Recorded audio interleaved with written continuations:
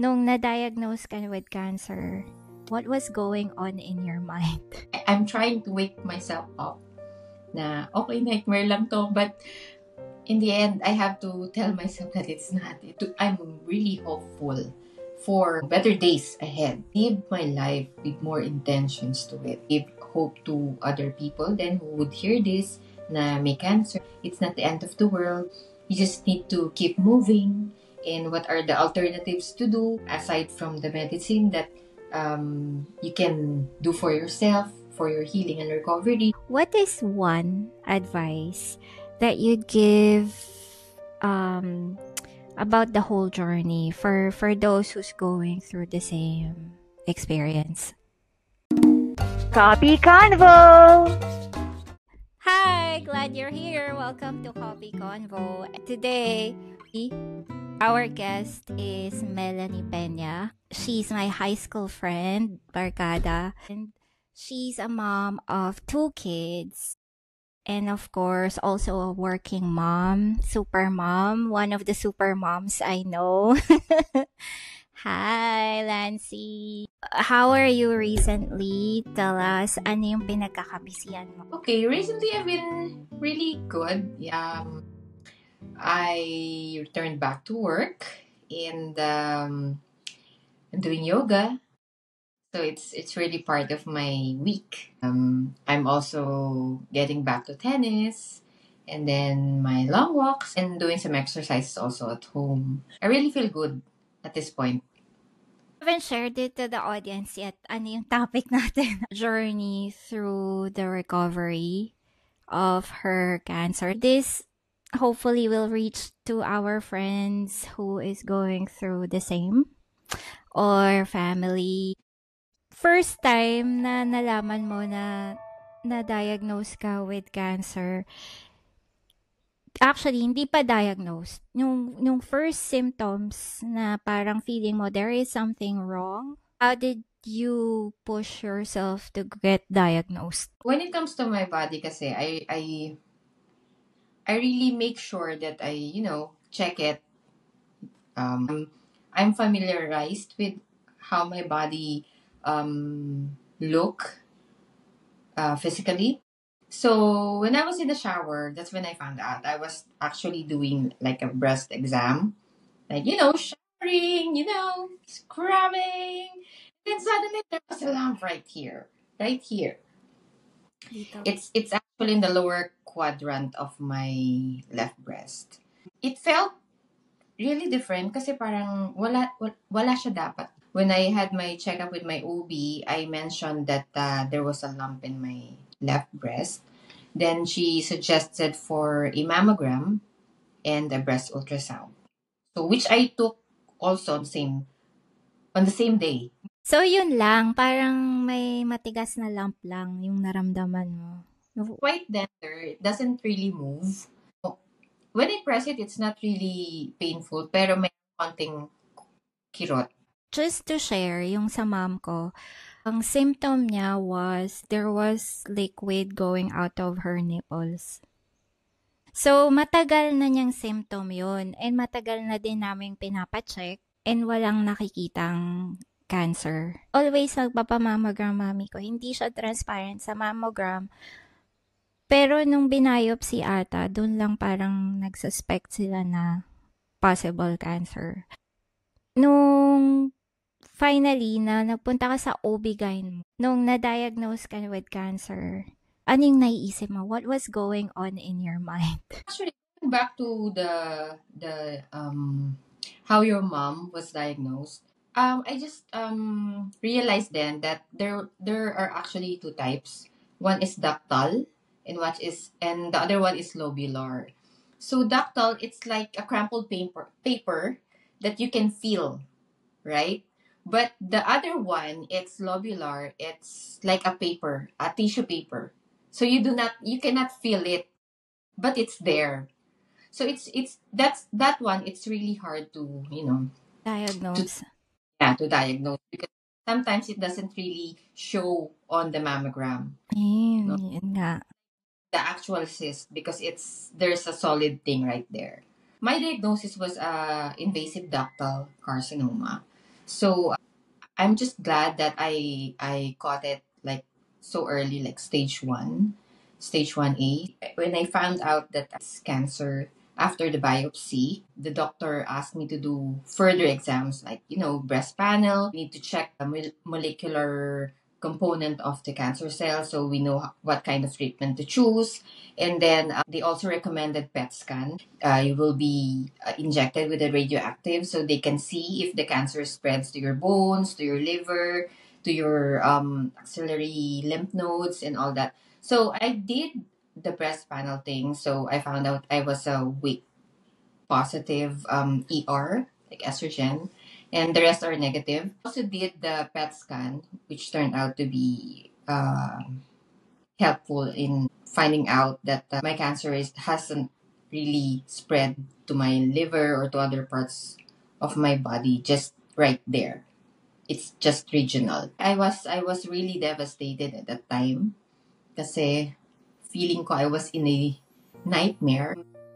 I'm pushing myself to wake up, but I can't because it's the reality. I'm trying to wake myself up na okay, nightmare lang to, but in the end, I have to tell myself that it's not. You're in this now. It has caused me like sleepless nights and di ako makakain for some point. Pero I don't really show it kasi I have my kids then in the family and all that. I don't want them to worry about me. Kasi syempre, oh my God, I was eating healthy. I was exercising. I was at the best time of my life. Parang nagagawa ko lahat. I'm doing intermittent fasting. I was really happy with what I do back then. But then, cancer happened. And everything stopped. So, who was the first people na sinabihan mo and how did the conversation go? It's hard sa akin to accept how much more to say it to another person. My husband, Anthony, I opened it up sa kanya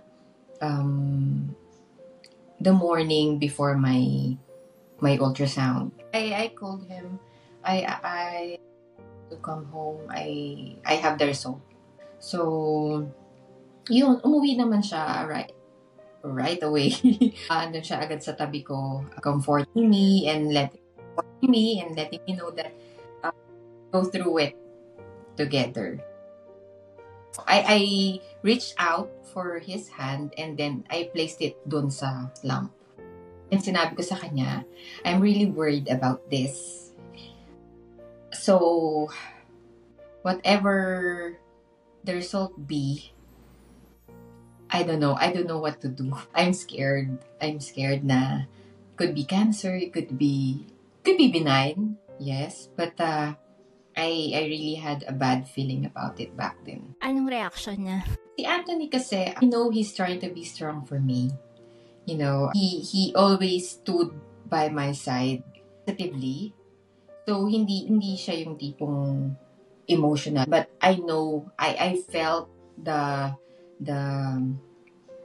how he values me and how he wants to pursue kung ano yung mga kailangan kong treatment. We will do it together.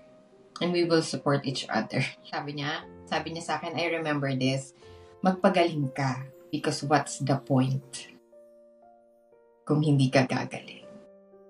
What's the point of living if hindi ako gagaling?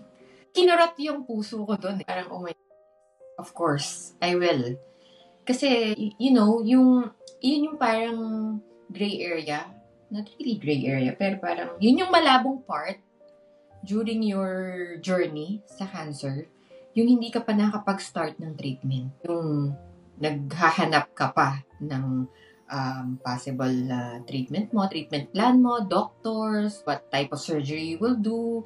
Yung part na yun, between your diagnosis and your treatment, yun yung parang sobrang nakaka-down. Kasi hindi mo pa alam kung saan ka papunta. Pero alam mo may pupuntahan ka na somewhere hard. Something hard. Now that we're moving on sa treatment phase, what were your considerations na ito yung treatment na gusto mong kunin? I also did my research based dun sa breast panel results ko. And I've consulted like around 4 oncologists. And, so far, they gave me the same treatment plan. That's before or after the surgery? That's before. What I had neoadjuvant. So they call it neoadjuvant because the chemotherapy comes first before the surgery. So bakit daw? Bakit ganon? Kasi di ba way back, surgery muna and then chemotherapy, right? Yung breast panel result ko kasi is weak positive ER. So meaning, I'm almost triple negative. So triple negative breast cancer means that it's aggressive type. Walang type ng gamot na targeted for it. Kumbaga, generic yung bibigay sa'yo ng gamot ng chemotherapy. So, what they want to know is kung yung mga tumor would react to the chemotherapy na ibibigay sa akin since I'm almost triple negative. Titingnan nila kung liliit ba siya or lalaki ba siya or hindi siya lalaki at all. Kaya nauna yung chemotherapy sa case ko. And then, yung surgery would follow. This is a theory, kasi a lot of people or like some people I know, they say na doesn't matter healthy living ka na. Kung magkakasakit ka. Kung mamamatay ka. And I think partially, there's truth in it. If you're gonna get cancer, if it's already part of your DNA, it's a high risk. But I think yung healthy lifestyle mo prior to the prior to getting symptoms, prior to going through the treatment plan, I think isa yun sa malaking factor. Aside from lahat ng support system mo, isa yun sa malaking factor kaya naka-recover ka. Oo, kasi actually, it's very, very, it's hard because you have to endure yung mga pre-meds, yung mga blood test, the actual medicine itself. It's quite destructive because it's also targeting the good ones, the good cells. If you have breast cancer at an early stage, you would really want to do the standard line of treatment. No, kahit gaano siya kahirap, I would really take it. And then supported by your herbal medicines. Mm-mm. It could help It could really help. Pero during the course of my treatment, wala akong any medicines kasi it might interfere dun sa effect ng gamot. So, the treatment lasted for around 4 to 5 months. Every 2 weeks meron akong gamot, meron akong chemo cycle. On the second cycle, that's the time that my hair started to fall. There was really a pain, bone pain. Oh my God, that was the really painful part. I had 2 agents. That the one is the Red Devil. They call it Red Devil. Scary. And it causes you to feel so much fatigue. Like parang nakaupo ka lang, hirap ka pang huminga. That's it. So parang pagod na pagod ka, wala ka namang ginagawa. Ganun yung pakiramdam niya. Each cycle is followed by a shot of filgrastim. So what the hell is filgrastim? Each cycle kasi ng chemo, it actually kills yung mga white blood cells mo. So you're vulnerable sa infections. Kaya very down yung immune system mo during that time. So, I had to be injected with filgrastim para ma-boost yung bone marrow ko to produce new white blood cells. But the actual side effects of that were bone pain and yung weakness. So, the bone pain really sucks. When you're going through the treatment process, how do you get over or how do you motivate yourself to push, go through this, tapusin natin with all the pain.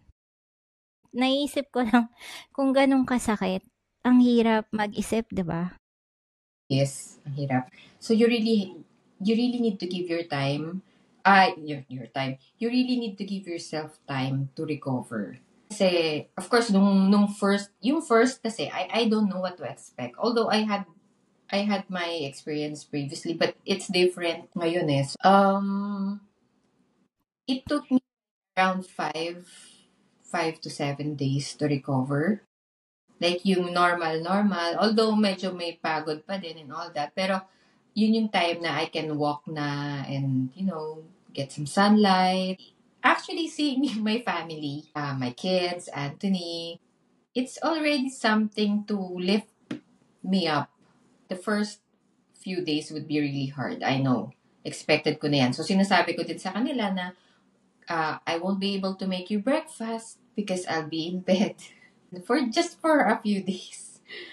Yung mga ganon, kumbaga yung mindset is nasiset na okay, ganito si mami for a few days and all that. Looking forward ako lagi sa recovery. Hindi ko na siya nararamdaman. Kaya when that hits, yung I feel better, I feel good. So, doon ko nagagawa yung mga gusto kong gawin. Attend yoga class. Yeah, it really helped actually attending a yoga class because it calms your mind and at the same time it helps your nerves. Mm-mm. One of the side effects also are the pins and needles on your hands and feet. So it's really painful. But when I started doing the stretching in yoga, it helped, reduce the pain. Mm-mm. Yeah. So I lean towards more on the holistic side of recovery rather than taking more medicines to reduce the side effect. I was just taking Biogesic. You mean bukod sa gamot ng chemotherapy, meron ka pang additional meds na pwedeng i-take to reduce? Parang meds on meds. Yeah. Kasi it's really, it's terrible under chemotherapy because ang daming gamot na pampasok sa katawan mo, no? Imagine you have your pre-meds, you have your chemo meds, and then you have your post-meds just to reduce the vomiting, the headache. So, meron ka pang iinumin ng mga gamot na for that. And then, for the pain, of course, you need to take also. Kung hindi mo na kaya, like Biogesic. But other than that, I lean towards yung yoga, walking, sunlight. Galing. So, on your hardest days, ang motivation mo talaga is your family. True. For someone else going through the same thing, sana meron din silang support system like yours. Kasi I think napaka-importante ng support system, no? Para mag-go through mo yung ganon kahirap na treatment. Oo naman. Important ang support system. My sister from abroad, she always text me, like, how are you? How are you feeling? You eat healthy food, mga ganyan. So, she never stopped texting me kahit magkalayo kami to check on me. Hindi siya tumatawag kasi alam niya medyo sobrang, yung down, ganyan, at the time. Yung support system, knowing that they're there, it means a lot. I can imagine also for Anthony na medyo nahihirapan na siya. Nai-imagine ko pag yung syempre yung pag-aalaga ng patient, also struggling, seeing na nahihirapan yung asawa ko. meron siyang physical stress tsaka emotional stress. Kudos. Parang thumbs up. Thumbs up. Siguro yun din, no, for people na sumusuporta sa mga loved ones nila na may cancer is just to continue to be strong and wag maubusan ng pasensya, I guess, sa kakaalaga. Yeah. Kasi Anthony's love language is also cooking. So he cooks for me. He'll go to the market and then buy me all this healthy food, prepare it, and feed me. And oh my God, thank you, thank you. Tapos, syempre, may mga days na hindi ka na makaligo, you cannot groom yourself. Thank you naman. I still can. For my mom's experience, kasi matanda na siya. Ano tawag yung tatanggalin yung breast? Mastectomy. Mastectomy. After her mastectomy, di niya kayang gumalaw on her own. Mm-mm. So, kailangan ng tulong ng sister ko to help her daily, mag-groom, ganyan. Thank you. I have to thank my sister for that kasi I was away. The only thing I could do though, which I was doing, was calling her every day. Like, ginagawa ng sister mo kasi malayo. Tapos yung coping mechanism mo, ang galing mo naman, naisip mo pa yun. Yung coping mechanism mo, you did it through yoga. Kasi I've always been enthusiast of exercise. How did you find the community of yoga in your place? Actually, I was looking for a yoga family na way before pa yung diagnosis ko. Kaya lang hindi ko lang din napupush. Procrastinate lang din ako. Pero nito, during my diagnosis, parang I think I really need to attend yoga. Sabi ko, I think I can do. Kasi pinapakiramdaman ko din yung sarili ko. So, I attended one class. I still remember texting our teacher, bye. Because I was afraid na baka hindi ko magawa yung flow. But, she assured me that it's fine. It's fine that if I cannot do a certain pose, I can just do child's pose. That's it. There's no judgment in the shala. I attended and it was a really good one because there's a sharing before the yoga starts and you get to know people, their experiences then. You get to share your own. Somehow para you can, it's a form of release. If there's something you need to say, you can share it. So, yeah, I think nakatulong siya sa akin very much. Yung physical and yung mental, emotional. It really calms the mind. You would suggest to other people who's going through recovery as well na maghanap ng community for yoga?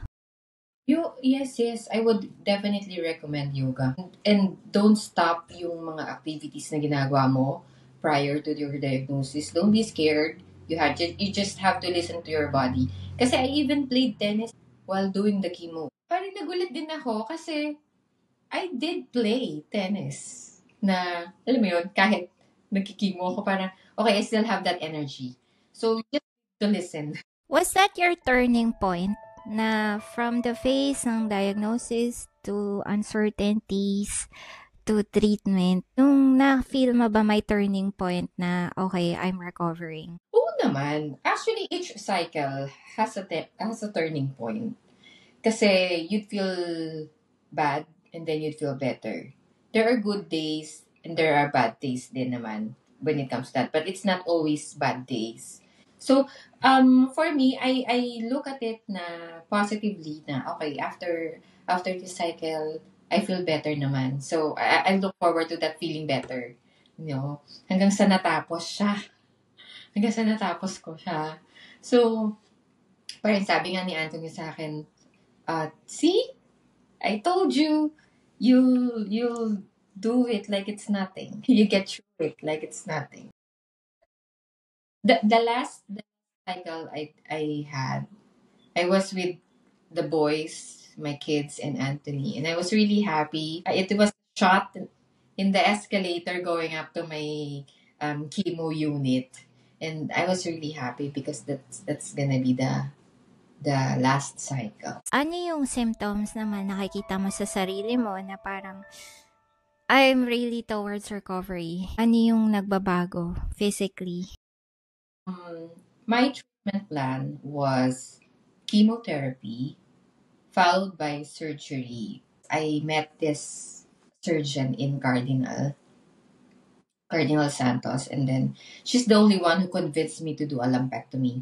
So lumpectomy is a breast conservation type of surgery wherein you only get to remove the actual tumor and then just a margin around it and a few lymph nodes in your armpit.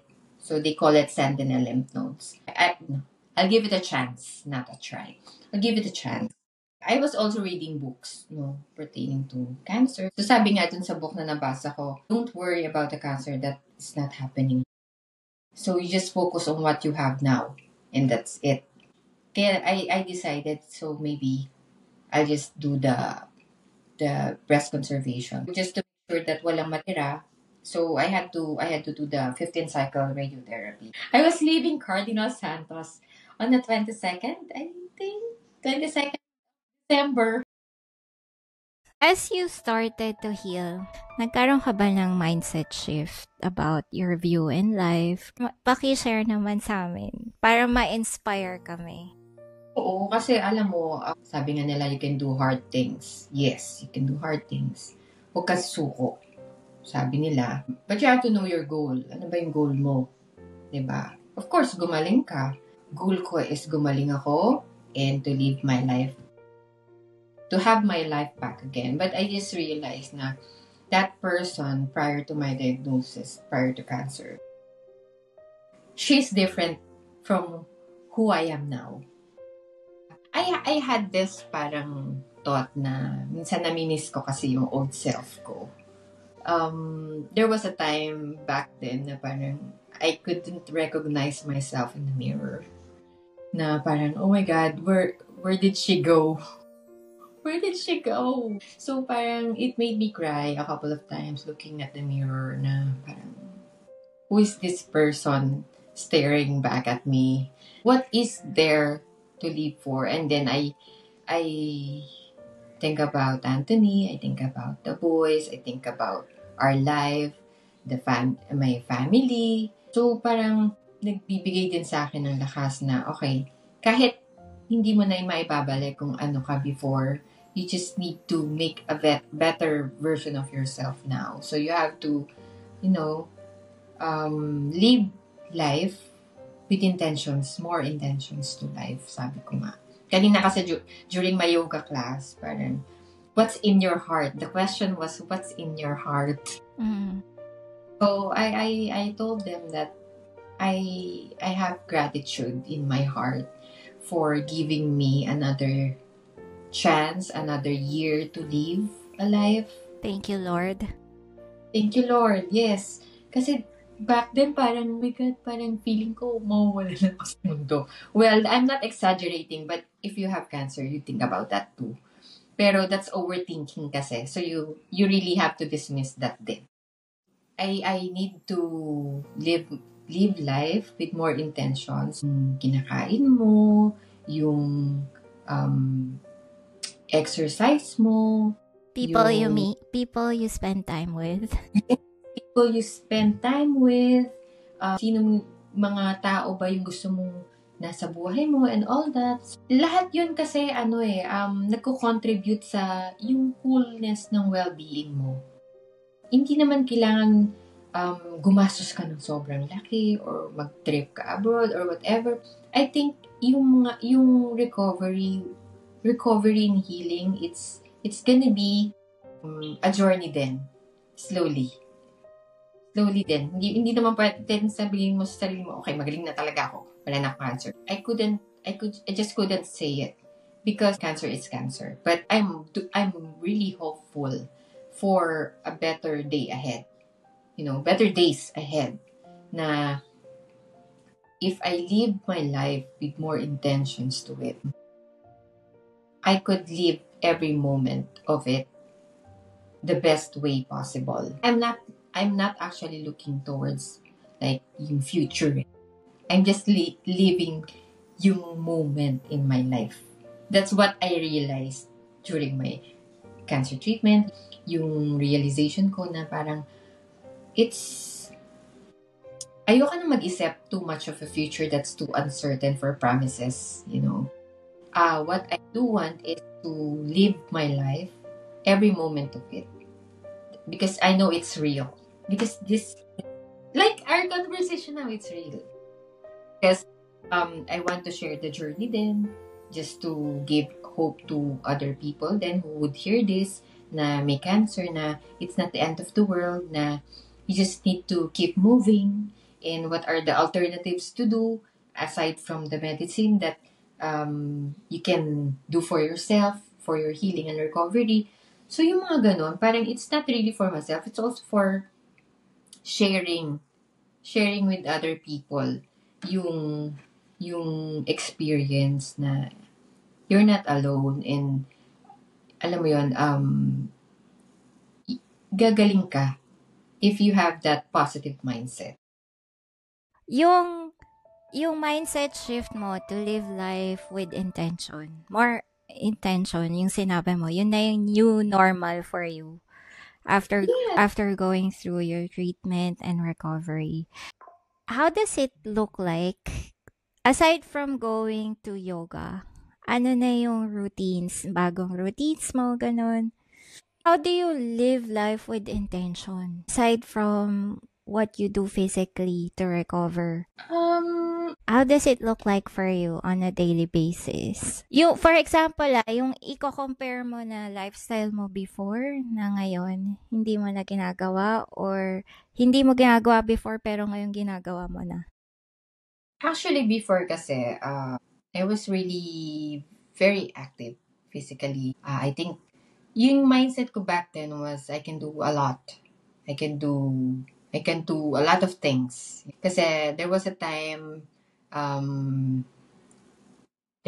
last year na, or 2 years ago na, I was the only one here, and Anthony's working in Makati and I'm working here and looking after the kids. Yung mindset ko was I can do everything. Parang from the moment I wake up, I take care of the breakfast, cook food, do the laundry, water the plants, paliguan si Jimmy boy, good boy. What's wrong with the intention of doing everything? It just felt, parang minsan iniisip mo, kaya mo pa. Pero you're not really listening to your body. Okay. So, I took for granted yung sleep, yung hindi ko napakinggan yung katawan ko, possibly na, okay, pagod ka na, mag-rest ka naman. So you're so tuned out of your own needs, parang ganon. Parang pagka, tas di ba nagte-tennis pa ako before, parang sobrang, oh my God, I need to wake up at 4 a.m. because I have a tennis at 5. Parang ganon. So, and then after that, I'm into my work for 8 to 9 hours. Diba? On top of that, yung mga task mo pa sa bahay na kailangan mong gawin. Tapos, minsan konti na lang yung tulog ko. So, parang, feeling ko lang, because, when you had that diagnosis, you look back isipin mo, what went wrong? So, parang, feeling ko, yun yung mga bagay na kailangan kong mas bigyang pansin or mas isipin. So, right now, parang, although, somehow bumalik na rin ako dun sa dati kong routine, which is I got back to work na, and I have of course, I still have my chores, ganyan, and yung mga activities ko, pero very mindful ako dun sa how I eat, how I sleep. Kumbaga, I read books. I added yung meditation, yoga, yung exercise, yung walk. Mas marami ako ngayon ginagawa to boost my wellness. Pero not really yung i-consume yung energy ko towards doing a lot of things. If I feel tired, I rest. I listen to my body more now than before. That's, I think, yung parang yung living with more intentions for me. Madami akong kilalang super moms. They do, isa ka na doon. They do everything. And I look at you guys and I'm like, super mom talaga sila. Oo naman. Kasi minsan mindset, pag kaya mo, alam mo yung parang, until your body tells you to stop and give you something. Na-realize ko din with the books I read na it's not really good yung too much stress na physical exercise and then you're stressed at work. Kumbaga, hindi na siya balance. So, constantly, your body is producing cortisol. So, it doesn't drop. Kasi when you exercise, your cortisol somehow goes up then. Correct, kasi sinestress mo yung muscles mo. Yes. Oh. But although it's a good type, but if you're gonna be followed by another stressful event in your day, parang it is constantly there. Hindi siya bumababa, which is bad kasi nagiging inflammatory yung katawan mo. It's parang constantly inflamed yung katawan mo. Wala nang chance mag-recover. Yun yung new normal mo ngayon. You're more tuned into recovery na kung kailan mo kailangan mag-stop and pause in this very fast and demanding. Yes, you just have to listen to your body. I think that's one of the lessons learned in this experience. So as we end, what is one advice that you'd give about the whole journey for those who's going through the same experience? For those women out there na, na may nakakapa, magpa-check up kayo agad.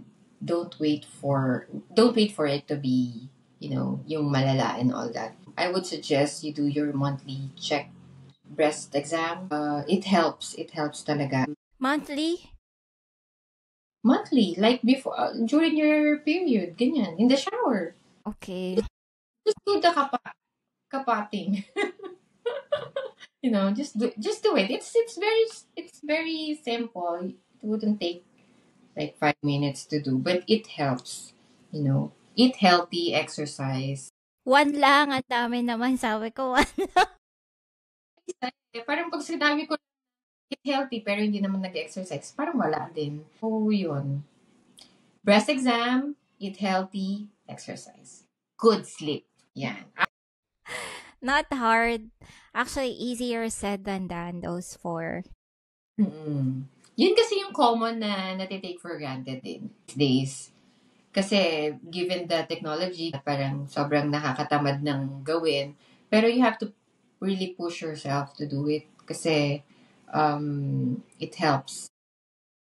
It really helps. For me, my reflection through my own personal experience with my mom and sa'yo, it's, when you're not sick, you have a lot of problems. But when you get sick, you only have one problem. You forget about them. You forget about everything else and you have one problem. Kaya nga, yun yung advice ko din kanina. Yung 4. Napakadaling gawin. Siguro madali in a way na, yeah, you have to bring yourself. If you do it intentionally, the intention comes from you. Kasi mahirap pag sinabi lang sa'yo, but the intention was not there. So, it should really grow sa sarili mo na gusto mong gawin yung ganito, gusto mong matulog ng maaga, gusto mong kumain ng healthy, gusto mong mag-exercise. So, it has to be rooted sa'yo. If I just tell you now, hindi mo gagawin. Kailangan it's you who realizes it. Things, especially yung health, people take it for granted. And that's one of the reflections I've had na you cannot take it for granted because one way or another, hahabol ang mga pagkukulang at pang-aabusong ginagawa mo sa katawan mo. That's true. It goes back. Sabi mo nga, pinagkakabisihan mo ngayon is yoga, diba? We're building a dojo. It's a martial arts school, mainly focusing on jiu-jitsu, Brazilian jiu-jitsu. And we'll also offer like boxing and Muay Thai on the side. But this dojo, we wanted it different. We wanted it to be different from the typical gym and all that. So it's like a Zen type of gym. Like if you look at it, you feel like it's more of a cafe than a gym. Yoga studio than martial arts. Yeah. Parang you feel that, zen feeling when you're in a spa or something like that. Basta whenever you feel that parang calmness sa sarili mo, we wanted it to be that like that dun sa loob ng dojo. So that's why we call it Zen Roll. It's like a yin yang. So Zen and roll. Roll is when you roll with another person in jiu-jitsu, and Zen is the peace or it quiets your mind when you do it. Where is it? So it's located here in Tarlac. It's about to open maybe around August, like last month of Q2 or early months of Q3, around that time. It's here in Tarlac City. Wow. Yeah, We'll share the links. Please look at the description. When is it opening officially? When are you in operation with the Zen Rose studio? maybe around August. August, birthday month. Birthday month. Okay, so like and subscribe. Copy Convo!